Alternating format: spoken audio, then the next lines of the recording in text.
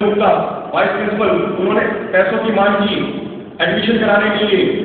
उसके साथ साथ अरविंदो सेंट स्टीफेंस कॉलेज में धर्म के आधार पर क्रिश्चियनों को रिजर्वेशन 40% रिजर्वेशन दिया जा रहा है। हम सिर्फ धर्म के नाम पे बांटा जा रहा है देश को। हम ये कहते हैं हम कभी किसी धर्म का देख नहीं रहे, लेकिन हम ये चाहते हैं कि जो स्टूडेंट 90% मार्क्स ला रहा है लेकिन उसको एडमिशन नहीं मिल रहा, जो स्टूडेंट 40 से 50% मार्क्स ला रहा है उसको यूनिवर्सिटी में एडमिशन मिल रहा है, कॉलेज के अंदर एडमिशन मिल रहा है। ये कैसा भेदभाव है। उसके साथ साथ दिल्ली विश्वविद्यालय में छात्र संघ के जो चुनाव हुए उसमें लिंदो कमेटी जो पिछले वर्ष सितंबर में रूल्स आ रहे हैं सुप्रीम कोर्ट के द्वारा उनको इम्प्लीमेंट नहीं किया गया। एट द स्पॉट जब कांग्रेस सरकार ने देखा कि उनके हाथ निश्चित है तो उन्होंने एट द स्पॉट यूनिवर्सिटी में विद्यार्थी परिषद का भेदभाव रवैया अपनाकर उनको एट द स्पॉट इम्प्लीमेंट किया, सिर्फ और सिर्फ कांग्रेस को NSUI को इसका फायदा पहुंचाने के लिए। उसके साथ साथ उनकी जो लिंदो कमेटी हम कहते हैं अच्छी बात है, स्वागत करते हैं मानों का जो लिंदो कमेटी जो सारी वो है, लेकिन उनको पूरी तरह से इम्प्लीमेंट नहीं किया गया। हमारे नॉमिनेशन सबके कैंसिल हुए, लेकिन उसके साथ साथ उनका वाइस प्रेसिडेंट का जो उम्मीदवार था देवराज उसका स्टिंग ऑपरेशन हुआ। IPS 7 में पूरा वो स्टिंग ऑपरेशन दिखाया, लेकिन उसके ऊपर आज तक कोई कार्रवाई नहीं हुई, आज तक उसको हटाया नहीं गया। उसने सीधा सीधा कहा कि मैंने टिकट भी पैसों से ली है और पैसे 20 लाख रुपए अब तक कर चुका हूँ। उसमें जो लिंदो कमेटी रूल्स के अंदर लिखा गया स्पेशली मेंशन है 5,000 रुपए ज्यादा खर्चा नहीं कर सकते, और वो सीधा सीधा मीडिया के सामने बोल रहा है कि मैंने 20 लाख रुपए खर्चा किया है। सिर्फ और सिर्फ भेदभाव हमारे साथ किया जा रहा है। उनकी आज तक यूनिवर्सिटी के काम पे जून तक नहीं रहनी है, उन्होंने कोई एक्शन नहीं लिया। क्यों?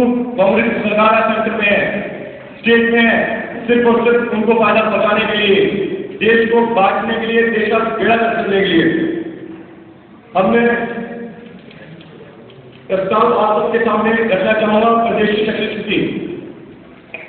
अखिल भारतीय विद्यार्थी परिषद का 43वां अधिवेशन प्रदेश की शिक्षा की बदतर हो रही हालत और इस संदर्भ में दिल्ली सरकार की अकर्मकता दिल्ली विश्वविद्यालय की कांग्रेस पर गंभीर चिंता प्रकट करते हैं। दिल्ली सरकार की उच्च शिक्षा के बारे में उदासीनता पिछले कई वर्षों से नए शैक्षिक स्थानों के न खोलने से हजारों छात्र गुणवत्ता और उच्च शिक्षा के रास्ते हो रहे हैं। शिक्षा के बाजारीकरण के मूल्यमुखी शिक्षा हो है और इसके उच्च शिक्षा के आम वर्ग के छात्र की ऊंच पहुंच से बाहर कर दी गई है। परिषद के 40वें अधिवेशन यह मांग करता है कि सरकार शिक्षा पद्धति को भारतीय शिक्षण पर आधारित कर उसे तक सहज उपलब्ध कराए। दिल्ली विश्वविद्यालय में यहाँ पर छात्रों का लगातार मानसिक शोषण हो रहा है। दिल्ली विश्वविद्यालय द्वारा श्रीमती शीला दीक्षित भारत के गौरव में इतिहास के कलेक्ट करने वाली इतिहासकार रोमिला थापा को मानव प्रदान कर छात्र चुनाव में छुटभइये नेताओं से लेकर सरकार के विधायकों एवं मंत्रियों तक की सक्रियता द्वारा विश्वविद्यालय का पूर्ण रूप राजनीतिकरण किया जा रहा है। परिषद का 43वां अधिवेशन दिल्ली विश्वविद्यालय के कांग्रेस के प्रयास की कड़ी निंदा करता है और दिल्ली सरकार के चेतावनी देता है कि राजनीति हस्तक्षेप बंद करे, अन्यथा विश्वविद्यालय का आम छात्र आंदोलन का रास्ता अख्तियार करेगा और विवश होगा।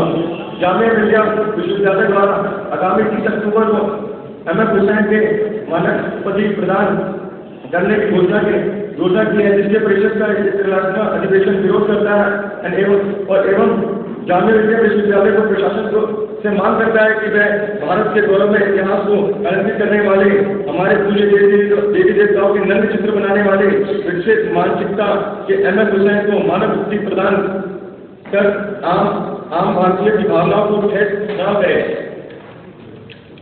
केंद्र सरकार द्वारा NCERT के माध्यम से प्रशासित पुस्तकों में सनातन धर्म सांस्कृतिक महापुरुषों के बारे में अश्लील अभ्यय भाषा की नैतिक मानसिकता का परिचय देने का यह अधिवेशन